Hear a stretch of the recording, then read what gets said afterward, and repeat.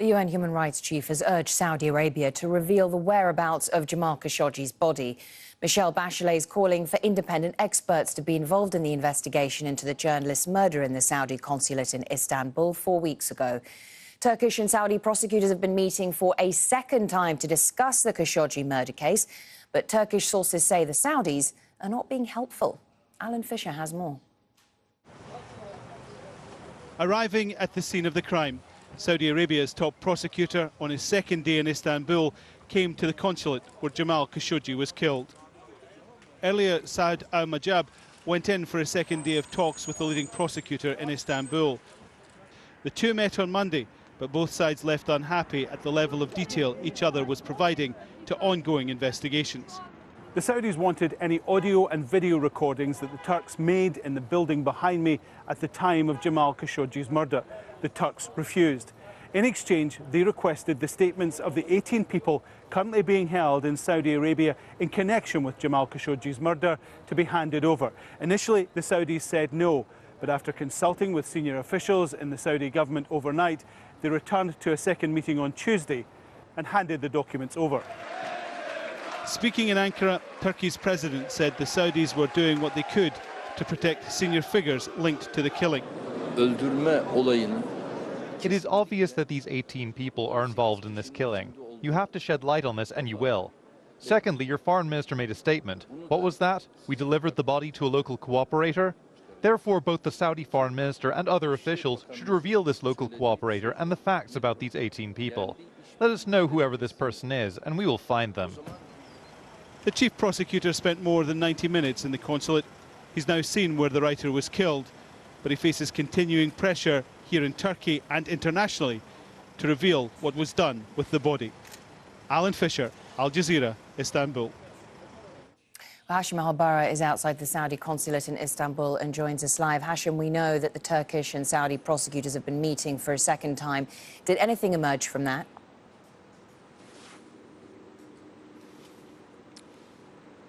Well, Mariam, it doesn't seem that the Turkish government is satisfied with the cooperation they're getting so far from the Saudi general prosecutor. He turned over the testimonies of the 18 suspects today. But however, I think the Turkish government, the Turkish prosecutor went through those testimonies, and sources in his office are saying that they are not impressed at all with those testimonies. It seems like they think they don't match with the evidences that they have. They said also that they had 3 questions for the prosecutor about who gave the order to kill Jamal al-Khashoggi, and they got a no answer. Another question about the identity of the local cooperator who received the remains of the Jamal Khashoggi. It was a similar no answer.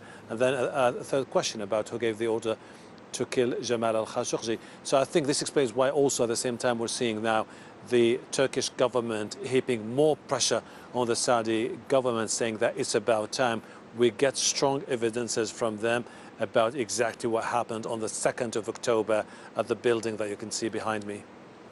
Now, the UN human rights chief is calling for access to witnesses and evidence. Michelle Bachelet wants independent experts to be involved in this investigation. But is that something that either Turkey or Saudi Arabia are likely to agree to?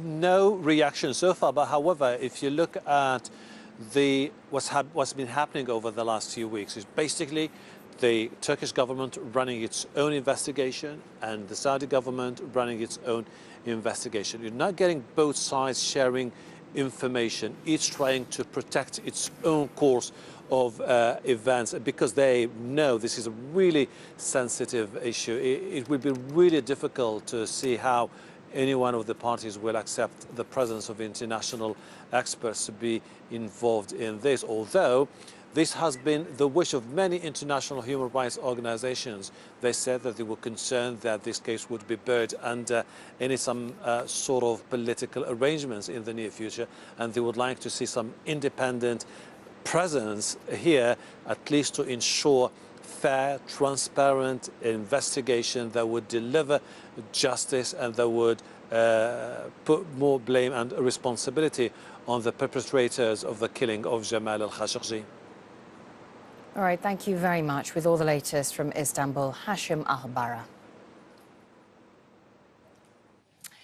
Well, now, as the Trump administration works with Congress to determine a response to Khashoggi's murder, Saudi lobbyists in Washington are under the spotlight. The kingdom spends millions of dollars buying influence in Capitol Hill every year. This, according to the Center for International Policy. Last year, it says Riyadh spent $27 million through 24 lobbying and PR firms. But since Khashoggi's murder, at least 4 of those firms have dumped the kingdom as a client. Its ally, the United Arab Emirates, also buys influence, spending more than $21 million on lobbyists last year. Meanwhile, its Gulf rival Qatar spent more than $18 million on lobbying and media campaigns. Well, earlier we spoke to Ben Freeman, who is the director of the Foreign Influence Transparency Initiative at the Center for International Policy, which produced that report. He explained how all the information was collected.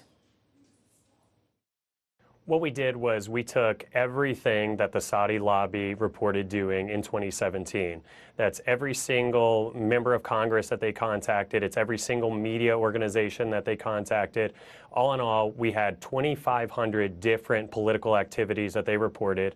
And we also had almost 2,000 campaign contributions reported by those firms and their lobbyists, totaling more than $2 million in campaign spending by these firms and these lobbyists.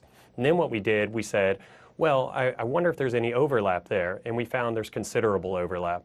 About $400,000 in campaign contributions went to members of Congress these Saudi lobbyists had contacted.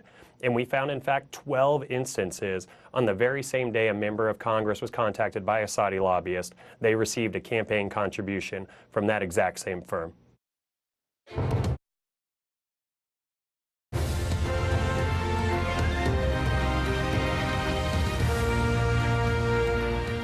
Welcome back. A quick look at the top stories this hour. Sources tell Al Jazeera the Saudi public prosecutor in Istanbul is refusing to answer questions about where Saudi journalist Jamal Khashoggi's body is.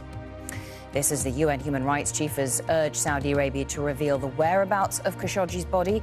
Michelle Bachelet is calling for independent experts to be involved in the murder investigation. And our other top story this hour, the UN has warned that it's too soon to return Rohingya refugees after Bangladesh and Myanmar agreed to begin repatriations by the middle of next month. More than 700,000 Rohingya fled a military crackdown in Myanmar's Rakhine state last year. Well, more now on foreign influence in Washington after a report we mentioned earlier from the Center for International Policy detailing the millions of dollars that are spent every year buying influence in Capitol Hill. I'm joined by Robert Schlesinger, a writer and commentator based in Washington, also the author of a book called White House Ghosts, Presidents and Their Speechwriters. Thank you very much for speaking to us. Now, as you've pointed out, this report demonstrates the growth of the professional lobbying industry, but does it capture the full extent of foreign influence in spreading ideas and influencing policy decisions through think tanks and universities, for example? Well, that's a great point, and the report itself notes that it is limited in the kind of data that it has access to. So the report looked at lobbying disclosure data and campaign finance data, which is required under U.S. law, but that does and it does a terrific job in as far as it is able to go, but it is not able to capture, for example, as you mentioned, how much money foreign governments give to think tanks in Washington, universities, where scholars are, writing papers and thinking about foreign American policies. And those aren't technically direct lobbying, but what they do is they help frame the debate and they help frame the discussion of policy ideas. And there can be an indirect sort of lobbying effect in when you get into those kind of aspects as well. Help us to understand why this is important, because the U.S. Constitution, as you well know, includes the right of any citizen to petition the government for redress of grievances, which is effectively lobbying. There's no illegal activity going on here. Corporations and foreign governments are simply doing what the system allows them to do. Yeah, but it's a great case study in how contemporary Washington works in a couple of different ways. One is the rise of lobbying as a sort of professionalized profit-making industry. I mean, last year, according to the Center for Responsive Politics, there was more than $3.3 billion spent on lobbying the U.S. government. That's lobbying Congress, that's lobbying the executive branch. And that's, 20 years ago, that figure was less than 1.5 billion, which is also a lot of money, but it shows exactly how much it's grown. And then this study also shows the intersection between lobbying and the campaign finance system, which requires U.S. politicians to raise millions of dollars.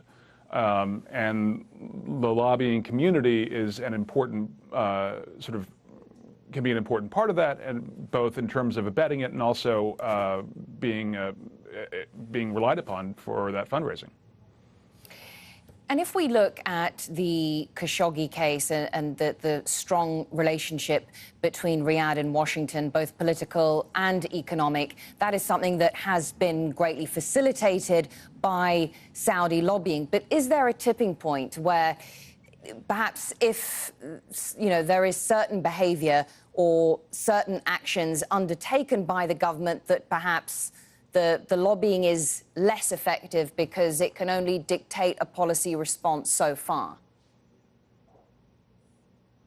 Yeah, and I think it's strong to say that lobbying necessarily dictates policy responses. I mean, the way it works is it's trying to get access and make a case, and it's rarely a sort of one-to-one, do this and yes, sir, I'll do that. But certainly the strain placed on the relationship by the Khashoggi murder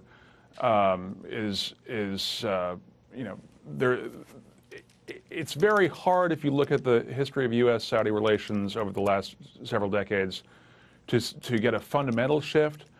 But it becomes when you get something as brazen as this, it certainly narrows the array of options, and the sort of it does force. The president has indicated that he's not terribly interested in sort of acting, but certainly there's more talk on the Hill, even among people who value the relationship, of trying to do something in response. Thank you very much. We do appreciate getting your thoughts on the story, Robert Schlesinger.